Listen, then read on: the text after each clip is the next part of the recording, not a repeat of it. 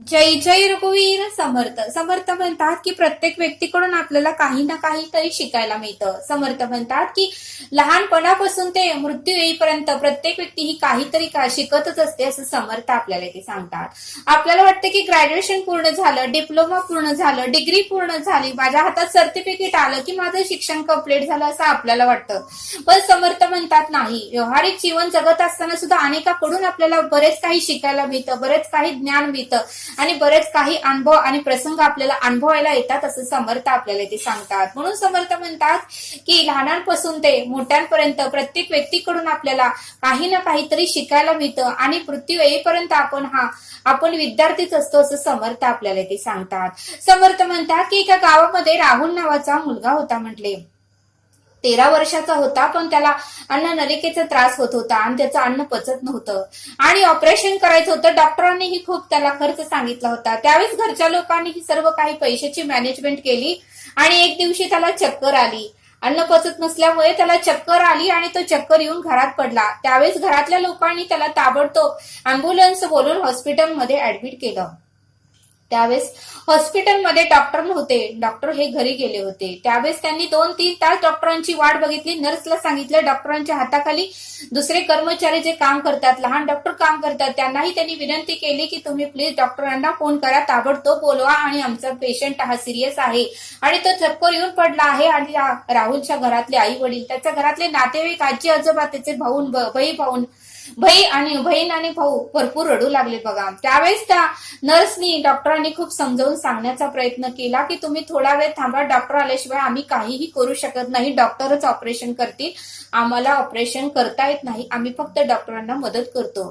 त्यावेळेस त्यांनी खूप विनंती केली. मग 2 तासांनी नर्सनी डॉक्टरांना फोन केला, जे डॉक्टर ऑपरेशन करतात त्यांना फोन केला आणि मग मात्र थोड्या वेळाने डॉक्टर आले. डॉक्टरांनी त्या राहुलला ऑपरेशन थिएटरमध्ये नेलं आणि जे काही साहित्य ऑपरेशनसाठी लागतं ते सर्व काही मागवून घेतलं, अग्रीमेंट केलं, त्यांच्या सह्या घेतल्या आणि ऑपरेशन चालू केलं. जवळजवळ 2 तास ऑपरेशन चालू होतं. ऑपरेशन झाल्यानंतर मात्र डॉक्टर ज्यावेळेस बाहेर आले त्यावेळेस राहुलच्या घरातले सर्व आई वडील ते डॉक्टरांना बोलू लागले की आमचा राहुल बरा आहे का, तो शुद्धीवर कधी येईल, त्याला आता कसं वाटतंय आणि त्याला आम्ही आता जेवण देऊ का, असं बरंच काही प्रश्न त्या डॉक्टरांना बोलू लागले. पण बघा म्हणले, डॉक्टर एक नाही दोन नाही, कुठल्याही प्रश्नाचं कोणालाही त्या डॉक्टरांनी उत्तर दिलं नाही. ते मात्र शांतच होते आणि त्यांनी सगळ्यांचं सगळं काही ऐकून घेतलं आणि ते डायरेक्ट बाहेर गेले, गाडीत बसले आणि आपल्या घरी गेले. त्यावेळेस मात्र ते राहुलचे आई वडील, नातेवाईक सगळे काही त्या डॉक्टरांना बोलू लागले, नावं ठेवू लागले. नर्सला, बाकीच्या हाताखालचे डॉक्टरांच्या हाताखाली कर्मचारी होते त्यांना ते बोलू लागले की तुमचे डॉक्टर अहंकारी आहे, त्यांना खूप पैशाचा माज आहे आणि त्यांनी आमच्यासारख्या सर्वसामान्य माणसांना त्यांनी जरा सुद्धा किंमत दिली नाही, आमचा माणूस की त्यांच्याकडे जरा सुद्धा नाही. आणि त्यांनी बघा आमच्या एवढं प्रश्न आम्ही विचारले तर ते एका प्रश्नाचंही उत्तर त्यांनी आम्हाला दिलेलं नाही. आमचा मुलगा सिरियस आहे, त्याला चक्कर आली, आमची परिस्थिती काय आहे तुम्हाला काय कळणार आहे, असं बरंच काही त्या नर्सला आणि त्या डॉक्टरांच्या कर्मचाऱ्यांना ते ताई आणि ते राहुलचे आई वडील बोलू लागले.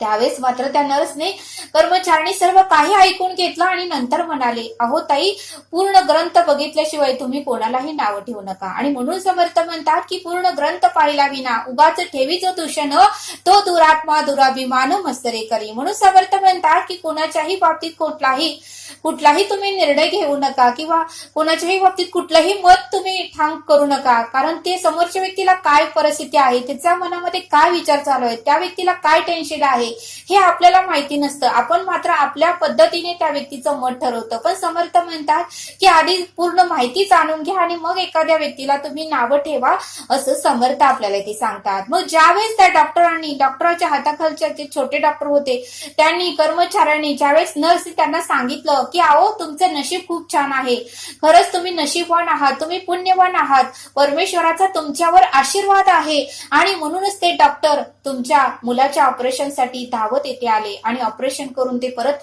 धावत आपल्या घरी गेले. याचं कारण तुम्हाला माहिती आहे का? तुम्ही एवढं त्यांना बोलत आहात पण ते किती दुःखात आहात. तुमचा मुलगा ऑपरेशनसाठी तुम्ही आणलेला आहे, तुमचा मुलगा जिवंत तर आहे, पण डॉक्टरांचा मुलाचा ऍक्सिडेंट सकाळीच झाला आहे आणि ऍक्सिडेंट मध्ये त्यांचा मुलगा मृत्यू त्यांच्या मुलाचा झालेला आहे. आणि अशा परिस्थितीही आपल्या मुलाला मुलाचा मृत्यू झाला आहे, ते घरात आलेला आहे, तरीही त्या परिस्थितीतून सुद्धा ते तुमच्या मुलाची काळजीने येथे येऊन त्यांनी तुमच्या मुलाचं ऑपरेशन केलं. आणि मग मात्र एवढं दुःख असून, एवढं त्रास असून, डोळ्यातून अश्रू येत असून, सगळं काही दुःखाने त्यांचं हृदय भरलेलं असून सुद्धा त्यांनी कुठलाही विचार न करता तुमच्या मुलासाठी ते धावत आले. कारण त्यांनी तुमच्या मुलामध्ये त्यांनी स्वतःचा मुलगा बघितला होता.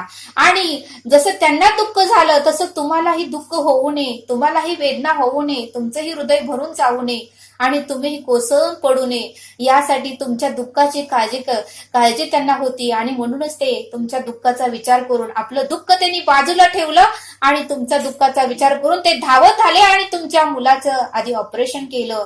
आणि ते ऑपरेशन सक्सेसफुल झालं. आणि आम्हालाही म्हणले की तो 2 तासांनी शुद्धीवर येईल, त्यावेळेस त्याच्या घरच्यांना सांगा, असा आम्हाला निरोप देऊन ते आपल्या मुलाचा सर्व काही अंतिम संस्कार करण्यासाठी आपल्या घरी निघून गेले. खरंच तुम्ही पुण्यवान आहात. त्यावेळेस मात्र राहुलच्या आई वडिलांना, त्यांच्या नातेवाईकांना पश्चाताप होऊ लागला. मग त्यांच्याही डोळ्यात अश्रू आलं आणि ते म्हणू लागले की डॉक्टर आल्यानंतर आम्ही त्यांची माफी मागतो, आम्हाला क्षमा करा.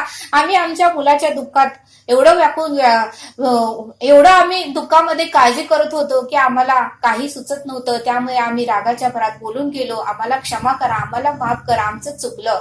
त्यावेळेस बघा म्हटले ते कर्मचारी आणि त्या नर्सही शांत बसल्या. मग समर्थ म्हणतात की या बोधातून आपल्याला हे शिकायला मिळतं की बघा म्हटले त्या डॉक्टरांकडून सुद्धा आपल्याला काहीतरी शिकायला मिळलं. कारण डॉक्टरांनी आपलं दुःख बाजूला ठेवलं. जे त्यांचा मुलगा गेल्यानंतर त्यांना जसं दुःख झालं तसं पेशंटच्या नातेवाईकांना दुःख होऊ नये, पेशंट हा उत्तम व्हावा, त्याचं ऑपरेशन ही वेळेत व्हावं म्हणून डॉक्टर ते धावत आले. त्या डॉक्टरांकडून सुद्धा बरंच काही शिकायला मिळतं. ते डॉक्टर म्हणजे परमेश्वराचे रूपच आहे असं समर्थ आपल्याला ते सांगतात. म्हणून समर्थ म्हणतात की प्रत्येक व्यक्तीकडून आपल्याला काही ना काही शिकायला मिळतं. म्हणून समर्थ म्हणतात की जर आपल्याला गैरसमज झाला किंवा आपण इतरांबद्दल कोणतंही मत आपल्या मनामध्ये करतो, पण समर्थ म्हणतात की पूर्ण माहिती घेतल्याशिवाय कोणाबद्दलही कोणतंही मत घेऊ नका. दोन्ही बाजूचा विचार लक्षात घ्या आणि मगच एखाद्या व्यक्तीबद्दल मत निर्माण करा असं समर्थ आपल्याला ते सांगतात.